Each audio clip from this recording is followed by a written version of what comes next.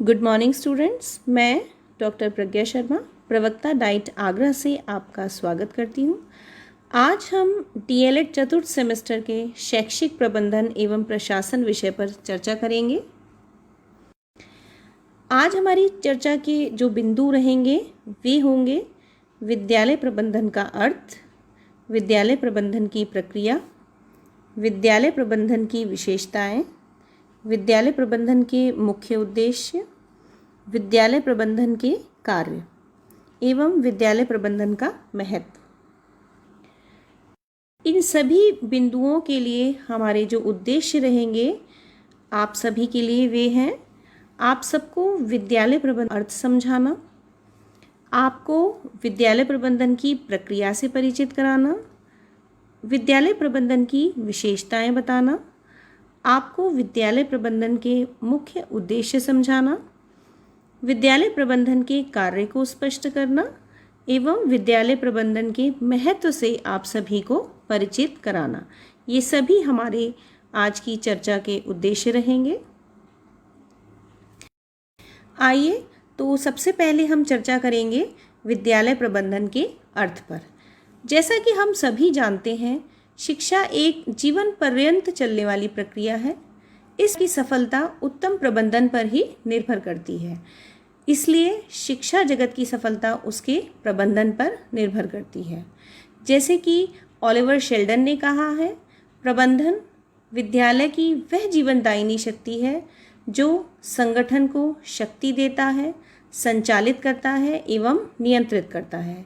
यानी कि अगर हम बात करें, एनर्जी फोर्स हमें संगठन से मिलती है, रेगुलेशन भी हम संगठन से ही कर पाते हैं और जो कंट्रोलिंग पावर है वो भी संगठन ही करता है।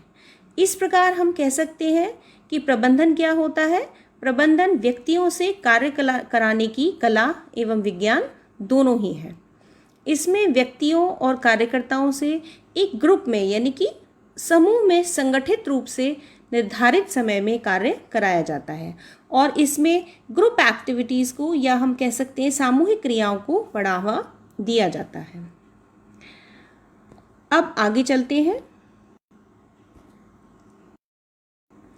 प्रबंधन की प्रक्रिया की ओर।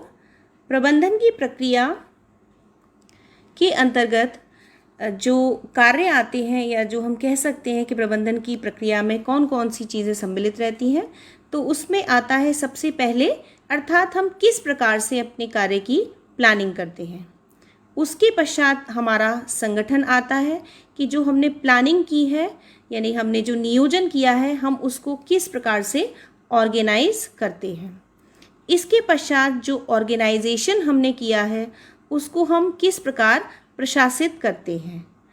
अब प्रशासन के पश्चात निर्देशन और निर्देशन के पश्चात नियंत्रण, अर्थात ये एक साइक्लिकल वे में चलता है कि पहले हमें प्लानिंग करनी है, प्लानिंग के पश्चात हमें उसका संगठन करना है, संगठन के पश्चात हम प्रशासन करेंगे, प्रशासन के बाद हमें गाइडेंस देना होगा और गाइडेंस देने के बाद हम उसका नियंत्रण करेंगे। तो ये प्रबंधन की प्रक्रिया इस प्रकार से चलती है। अब आगे चलते हैं। आगे हम जिन पर चर्चा करेंगे, जिन विशेषताओं पर, वो इस प्रकार से होंगी। पहले तो हम ये जानते हैं कि विद्यालय प्रबंधन में खास जो विशेषताएं होती हैं वे क्या होती हैं। एक संगठन में कार्यरत व्यक्तियों के प्रयासों से कुछ निश्चित उद्देश्यों को प्राप्त करने के लिए हम लोग नियोजन, निर्देशन और समन्वयन करते हैं। और अर्थात विद्यालय प्रबंधन आखिर है क्या। विद्यालय प्रबंधन विशिष्ट उद्देश्यों को प्राप्त करने के लिए कुछ प्रयास हैं जो कि नियोजित, समन्वित, अभिप्रेरित एवं नियंत्रित तरीके से किए जाते हैं और इसमें हम क्या करते हैं, मानवीय एवं भौतिक स्रोतों में समन्वय स्थापित करते हैं। जैसे कि जो ह्यूमन रिसोर्स है और जो इंफ्रास्ट्रक्चरल हो गए या हम जिसको कह सकते हैं कि जो भौतिक सामग्री है, उन सब में हमें समन्वय स्थापित करना होता है। अब आगे चर्चा करेंगे कि इसकी विशेषताएं क्या क्या हो सकती हैं।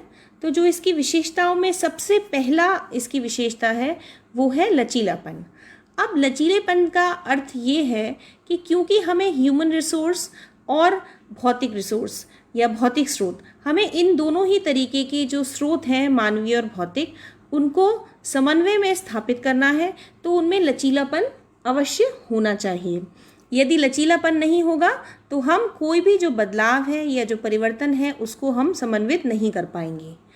आगे चलते हैं। अगली जो विशेषता विद्यालय प्रबंधन की है वो है व्यवहारिकता, अर्थात विद्यालय प्रबंधन में व्यवहारिकता, प्रैक्टिकेबिलिटी होनी चाहिए, ताकि जो नई नई चीज़ें हैं हम उनको अपने विद्यालय प्रबंधन में समन्वित कर सकें। अगली विशेषता पर आते हैं। अगली विशेषता है कि जो विद्यालय प्रबंधन है वो राष्ट्र की सामाजिक, राजनीतिक तथा दार्शनिक नीतियों एवं मूल्यों के अनुरूप होना चाहिए। जो भी नीतियाँ बन रही हैं हमें उसके अनुसार ही अपने विद्यालय प्रबंधन को ढालना होगा।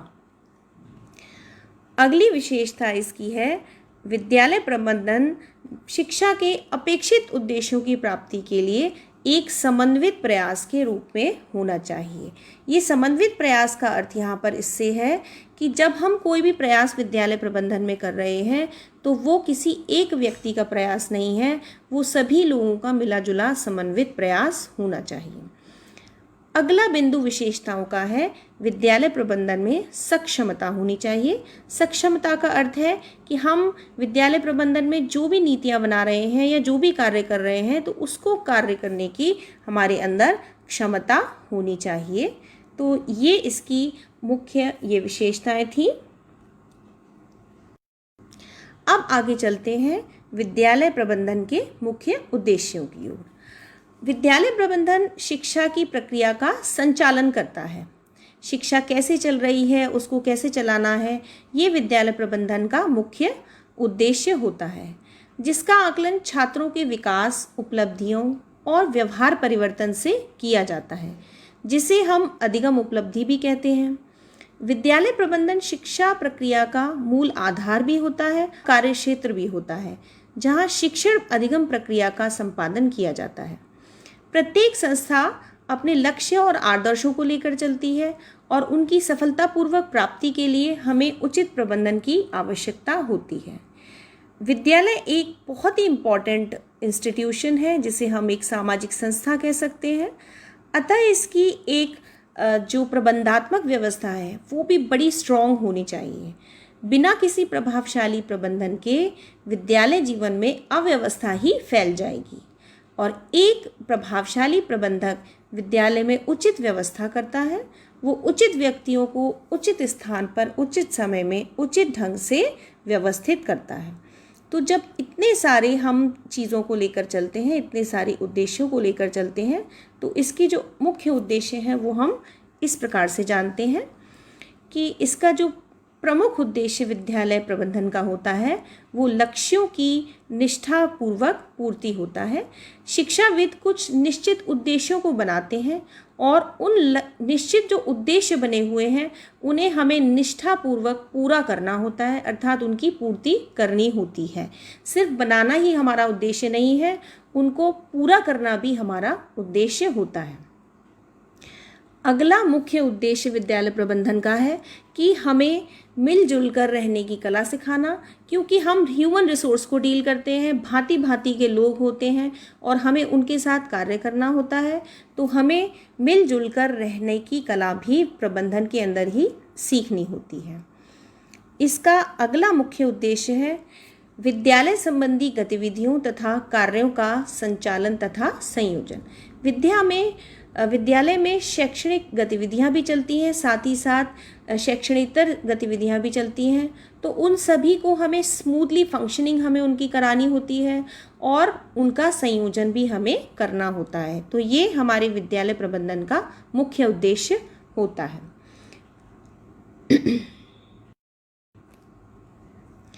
अगला विद्यालय प्रबंधन का मुख्य उद्देश्य है विद्यालय में सहयोग की भावना लाना तथा जटिल कार्यों में सुगमता लेकर आना। इस प्रकार से हम कैसे कर सकते हैं, ये कार्य कैसे करेंगे कि विद्यालय में जो भी लोग कार्य कर रहे हैं वो आपस में मिलजुल कर कार्य करें, सहयोग के साथ कार्य करें, और जो जटिल कार्य भी हैं हमें उन्हें मिलजुल कर करना होता है। हम हमेशा ये नहीं कह सकते कि हमें विद्यालय प्रबंधन में सरल कार्य ही करने होंगे, हमें जो भी जटिल कार्य लग रहे हैं हमें उनको मिलकर करना होगा। आगे चलते हैं। अगले मुख्य उद्देश्य जो विद्यालय प्रबंधन के वे हैं विद्यालय को सामुदायिक केंद्र के रूप में बनाना, क्योंकि हम मिनिएचर सोसाइटी भी कहते हैं। जो विद्यालय है वो एक छोटा सा समाज होता है, तो इस कारण से हमें उसे सामुदायिक केंद्र के रूप में स्थापित करना भी हमारा मुख्य उद्देश्य होता है। अगला विद्यालय का प्रबंधन का मुख्य उद्देश्य है शिक्षा संबंधी प्रयोग तथा अनुसंधान के लिए समुचित व्यवस्था करना। अब शिक्षा में नित दिन नए प्रयोग होते रहते हैं, नई रिसर्चेज चलती रहती हैं, तो हमें उन सब की व्यवस्था करनी होगी ताकि हम अपने विद्यार्थियों के लिए कुछ नया कर सकें, कुछ भिन्न कर सकें और अनुसंधान के द्वारा हम अपने जो कार्य प्रणाली है उसमें इम्प्रूवमेंट ला सकें। ये हमारा विद्यालय का मुख्य उद्देश्य होता है। तो इस प्रकार से हमने देखा कि ये प्रमुख उद्देश्य थे विद्यालय प्रबंधन के। अब आगे चलते हैं विद्यालय प्रबंधन के कार्यों की ओर। ये हमारा अगला चर्चा का बिंदु है। विद्यालय प्रबंधन का क्षेत्र बहुत ही व्यापक होता है, बहुत ही बड़ा होता है और इसमें वो सारी शैक्षिक योजनाएं आ जाती हैं जो कि हमारी डेमोक्रेसी को पुष्ट करती हैं, हमारे प्रजातंत्र की आवश्यकताओं को पूर्ण करती हैं। विद्यालय प्रबंधन का संबंध विद्यालय प्रणाली के सभी सदस्यों और कार्यों से होता है, अर्थात विद्यालय प्रणाली में जितने भी सदस्य आएंगे, जितने भी कार्य आएंगे, उन सबको ही हमें डील करना है, हमें उन सब से ही संबंध रखना होता है। अब वो कौन कौन से हो सकते हैं? वो प्रधानाध्यापक हो सकता है, वो छात्र हो सकता है, वो इंटरपर्सनल रिलेशनशिप्स हो सकते हैं, टीचर स्टूडेंट के हो सकते हैं, छात्र अध्यापक के संबंध हो सकते हैं, विद्यालय का समाज से संबंध हो सकता है, कर्मचारी और अध्यापक का वर्ग का संबंध हो सकता है, प्रधानाध्यापक अध्यापक का संबंध हो सकता है, विद्यालय एवं राज्य का संबंध हो सकता है। तो इतने सारे जो मुद्दे होते हैं उससे संबंधित हमें कार्य करने होते हैं। तो आइए जानते हैं कि विद्यालय प्रबंधन के मुख्य कार्य क्या होते हैं। विद्यालय प्रबंधन का प्रथम मुख्य कार्य है विद्यालय प्रबंधन के उद्देश्यों का निर्माण करना। अब ये किस प्रकार है? विद्यालय प्रबंधन में हमें सबसे पहले अपने उद्देश्यों का निर्माण करना है कि हमें आखिर कौन सा उद्देश्य लेकर चलना है जिससे कि हम अपने जो अधिगम है उसकी संप्राप्ति का बेस्ट लेवल या उसका जो सबसे सर्वोत्तम स्तर है हम उसको प्राप्त कर सकें।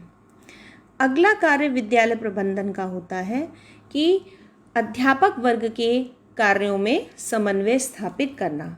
अब क्योंकि हमें एक जो हमारा मेजर पॉइंट होता है या हम उसको कह सकते हैं जो हमारी मेजर स्ट्रेंथ होती है वो अध्यापक वर्ग होता है और अध्यापक वर्ग को कई प्रकार के कार्य करने होते हैं, तो उनके कार्यों में हमें समन्वय स्थापित करना होता है अपने प्रबंधन के द्वारा। अगला कार्य विद्यालय प्रबंधन का है विद्यार्थियों का वर्गीकरण एवं समूहीकरण। हम जैसा कि सभी लोग जानते हैं कि विद्यार्थी कभी भी एक जैसा नहीं होता है। विद्यार्थियों के अंतर्गत बहुत सारे तरीके के विभेदीकरण पाए जाते हैं, इंटरपर्सनल डिफरेंट इंडिविजुअलाइजेशंस होते हैं, उनके अंतर्गत बहुत सारी भिन्नताएं होती हैं। हर विद्यार्थी एक दूसरे से भिन्न होता है और अनोखा होता है। तो हमें प्रबंधन में उन विद्यार्थियों का समूहीकरण करना होता है, उनके ग्रुप्स बनाने होते हैं और उनका क्लासिफिकेशन करना होता है। ये हमारे विद्यालय प्रबंधन का कार्य होता है। अगला कार्य है पाठ्य सहगामी क्रियाओं का संगठन। अब पाठ्य सहगामी क्रियाओं का संगठन, पाठ्य सहगामी क्रियाएं जो कि हमारी शिक्षण कार्य से भिन्न क्रियाएं होती हैं। जैसा कि हम से हैं कि हमें छात्रों का ऑलराउंड डेवलपमेंट करना होता है, उनका सर्वांगीण विकास करना होता है, तो उसके लिए हमें उसको शिक्षणेतर क्रियाएं भी करानी होती हैं और हमें शिक्षण क्रियाएं भी करानी होती हैं। तो जो शिक्षणेतर क्रियाएं होती हैं, पाठ्य सहगामी क्रियाएं होती हैं, उन सभी कार्यों का इस प्रकार से संगठन हो कि हर व्यक्ति, हर बालक का संपूर्ण विकास हो सके, सर्वांगीण विकास हो सके और वो अपनी रुचियों, अपनी आवश्यकताओं के अनुसार अपना विकास कर सके। अगला विद्यालय प्रबंधन का कार्य होता है पाठ्यक्रम का नियोजन एवं कार्य विभाजन। जैसा कि हम सभी जानते हैं कि करिकुलम हमें मिला हुआ होता है और उस करिकुलम का हमें नियोजन करना है कि हम किस प्रकार से उसको प्लानिंग करेंगे और प्लानिंग के बाद में हमें कौन सा सब्जेक्ट किसे देना है, कौन सा कार्य हमें किसे देना है, ये हमें कार्य विभाजन अपना करना होता है। अगला विद्यालय प्रबंधन का कार्य है विभिन्न सेवाएं जैसे कि भवन, उपकरण, प्रयोगशाला, पुस्तकालय, स्वच्छता, इन सभी चीज़ों का उचित प्रबंध करना। ये सभी भौतिक सुविधाएं होती हैं जो कि इनडायरेक्टली हमारे शिक्षण सेवाओं पर अपना प्रभाव डालती हैं। तो इन सभी का ये जितनी भी सेवाएं हैं इन सभी का सर्वोचित रूप से हमारा प्रबंधन करना हमारे प्रबंधन के अंतर्गत आता है और इनको अच्छे तरीके से प्रबंधन करना हमारी सेवाओं में आता है। तो इनका भी हमें विशेष ध्यान रखना होता है और ये भी हमारे कार्यों के अंतर्गत आता है। अगले कार्य की तरफ चलते हैं विद्यालय प्रबंधन के। वे हैं विद्यालय में अनुशासन बनाए रखना। अनुशासन बनाए रखना बेहद आवश्यक होता है विद्यालय में, ताकि जब विद्यालय में अनुशासन होगा तभी सारी क्रियाएं स्मूथली या हम कह सकते हैं स्मूथ अच्छे तरीके से चल पाएंगी। ये बहुत ज़रूरी है कि हम विद्यालय में अनुशासन को बनाए रखें। अगला विद्यालय प्रबंधन का कार्य है स्वच्छता से संबंधित कार्यक्रमों को चलाना और कार्यक्रमों का गठन करना।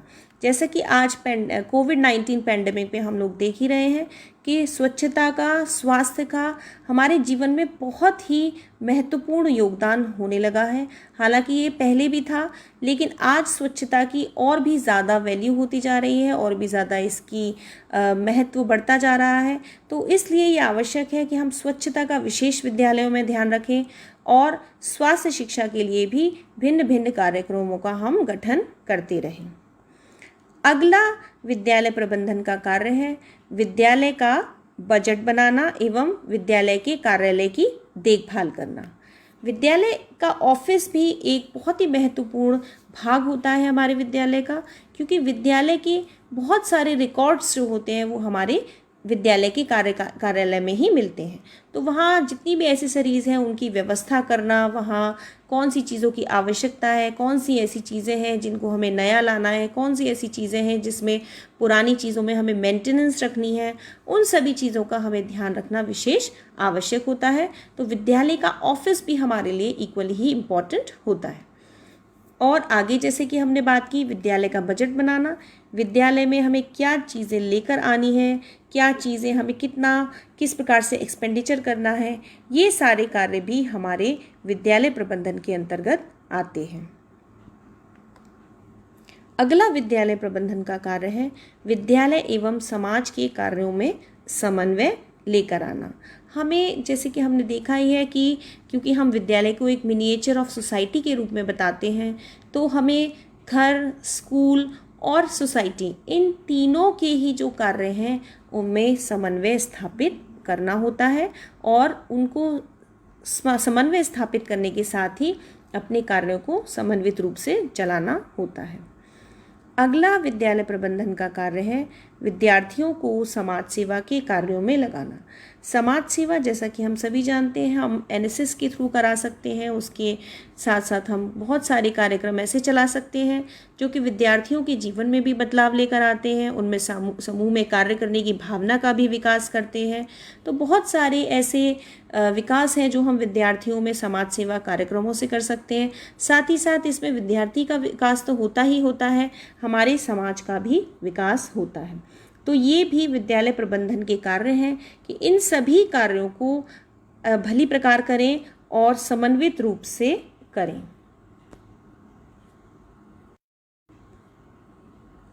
विद्यालय प्रबंधन के अगले कार्य हैं मिलजुल कर सारे कार्य को करने की भावना का विकास करना। ये कब संभव होगा?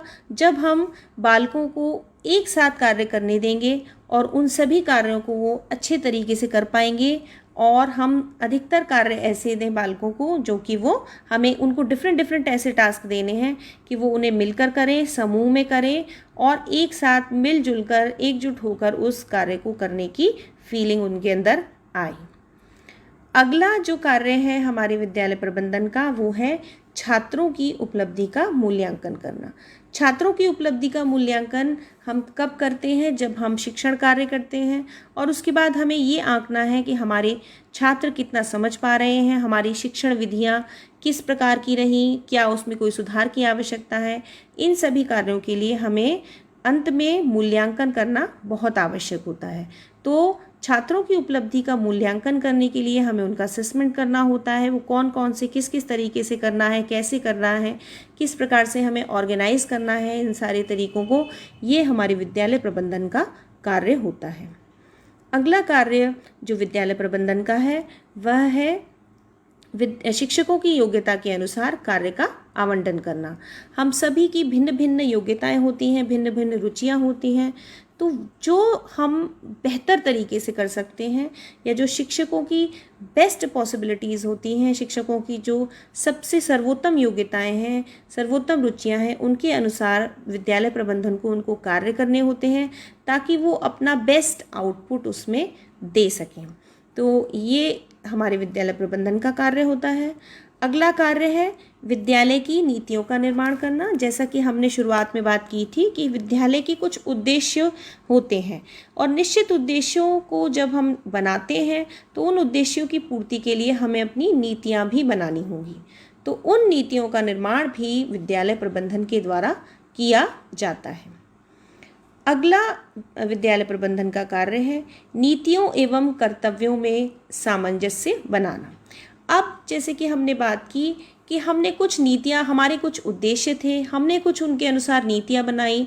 तो जो हमारे उद्देश्य और नीतियाँ हैं उसके अनुसार ही हमारे अध्यापकों के कर्तव्य पालन होने चाहिए और इन उद्देश्यों, नीतियों और अध्यापकों के कर्तव्य पालन में हमें सामंजस्य बिठाना होगा, हमें सामंजस्य बनाना होगा। तो ये हमारे विद्यालय प्रबंधन का अगला कार्य होता है। और अंतिम इसका जो कार्य हम चर्चा करेंगे जिसके बारे में, क्योंकि विद्यालय एक ऐसा हम मिनिएचर सोसाइटी इसको बोल सकते हैं, एक ऐसा इंस्टीट्यूशन होता है जिसमें हमें बहुत सारे अधिकारियों से अपने कार्य को मिलजुल कर करना होता है। तो विद्यालय का प्रबंधन का ये भी कार्य होता है कि विद्यालय विभागीय अधिकारियों से सहयोग का आदान प्रदान करें और विद्यालय प्रबंधन के सभी कार्यों को बहुत ही अच्छे तरीके से चलने दें और उसमें उन सभी का सहयोग प्राप्त करें। आइए आगे हम विद्यालय प्रबंधन के महत्व पर चर्चा करते हैं। एक सुव्यवस्थित तरीके से वर्तमान आवश्यकताओं के अनुरूप हर विद्यार्थी तक अपने ज्ञान को पहुंचाने का सबसे व्यापक, महत्वपूर्ण, सशक्त माध्यम विद्यालय की शिक्षा व्यवस्था ही होती है। ये हम सभी इस पर एग्री करते हैं। विद्यालय संपूर्ण शैक्षिक प्रक्रिया की एक मोस्ट इम्पॉर्टेंट या एक आधारभूत संगठनात्मक इकाई होती है। हर संस्था अपने लक्ष्य और आदर्शों को लेकर चलती है और उसकी सफलतापूर्वक प्राप्ति के लिए हमें उचित प्रबंधन भी करना होता है। ऐसे ही हम विद्यालय में भी प्रबंधन करते हैं।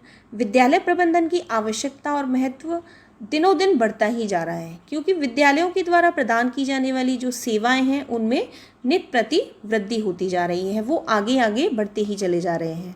विद्यालयों से अनेक प्रकार की सामाजिक, सांस्कृतिक और राजनीतिक प्रतिभाओं का जन्म होता है। जैसा कि हम सभी जानते हैं कि जो भी प्रतिभा है वो विद्यालय से ही निकलती है। तो इस कारण से सभी विद्यालय प्रबंधन का परिणाम होते हैं और शिक्षा की गुणवत्ता को बनाए रखने के लिए विद्यालय में एक कुशल प्रबंधन की बहुत ज़्यादा आवश्यकता होती है, जो विद्यालय के वातावरण में सुधार भी करे, शिक्षा की गुणवत्ता में भी वृद्धि करे और इस तरीके से वर्तमान में विद्यालय के प्रबंधन की आवश्यकता बहुत ही ज़रूरी होती जा रही है। तो आइए अब हम चर्चा करेंगे कि विद्यालय प्रबंधन का महत्व, हम उसको कह सकते हैं, आवश्यकता भी कह सकते हैं, कि किन कारणों से होती है या क्या इसका महत्व है। तो विद्यालय प्रबंधन का सबसे पहला महत्व है कि विद्यालय प्रबंधन के द्वारा विद्यालय के लिए उपलब्ध मानवीय और भौतिक संसाधन जो होते हैं उनका हमें सर्वोत्तम उपयोग करना होता है और अन्य आवश्यक संसाधनों की भी व्यवस्था करनी होती है। तो इस कारणों से इनका सर्वोत्तम उपयोग करने के लिए विद्यालय प्रबंधन का बहुत ही महत्व है और इसकी आवश्यकता भी उतनी ही होती है। अगला महत्व है बालकों के सर्वांगीण विकास के लिए विद्यालय प्रबंधन के द्वारा विभिन्न प्रकार की नई नई योजनाओं का निर्माण किया जाता है। यानी कि विद्यालय प्रबंधन हमेशा कुछ ना कुछ नया करता रहता है, जिससे कि जो बालक हैं उनके सर्वांगीण विकास को हम कर सकें। अगला महत्व इसका है कि विद्यालय के समस्त कर्मचारियों के उत्तरदायित्वों का बंटवारा बहुत ही कुशलता के साथ और सूझबूझ के साथ विद्यालय प्रबंधन करता है, जिससे कि हम शैक्षिक उद्देश्यों को आसानी से प्राप्त कर सकते हैं।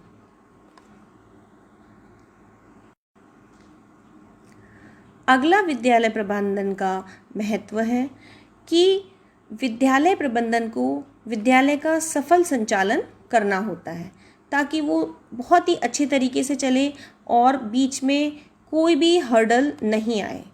और अगर वो संचालन सफल तरीके से नहीं हो पाएगा तो इसके अभाव में विद्यालय का प्रभावपूर्ण संचालन मुश्किल हो जाएगा और असंभव हो जाएगा, और इससे बालक का सर्वांगीण विकास भी हम नहीं कर सकते और उन्हें ना ही शैक्षिक वातावरण दे सकते हैं जो कि उन्हें मिलना चाहिए। तो इस कारण से विद्यालय का प्रभावपूर्ण संचालन भी विद्यालय प्रबंधन का महत्व बढ़ाता है। विद्यालय प्रबंधन में अगला इसका महत्व है, विद्यालय प्रबंधन में छात्रों के सर्वांगीण विकास के लिए विभिन्न प्रकार की पाठ्य सहगामी क्रियाओं को संचालित किया जाता है, जिससे छात्रों का शारीरिक और मानसिक विकास हो सके, ताकि हम ये कह सकें कि बालक का सर्वांगीण विकास हो चुका है। बालक का हमें नैतिक, चारित्रिक, शारीरिक और मानसिक सभी तरीके का विकास करना होता है। तो इस प्रकार हम कह सकते हैं कि विद्यालय प्रबंधन को प्रभावपूर्ण संचालन भी करना होता है, तो इस कारण से इसका महत्व है। ये विद्यालय प्रबंधन आदर्श शैक्षिक वातावरण का निर्माण भी करता है। ये बालकों के सर्वांगीण विकास के लिए बहुत सारे तरीके की गतिविधियों का भी निर्माण करता है, उनका संचालन करता है।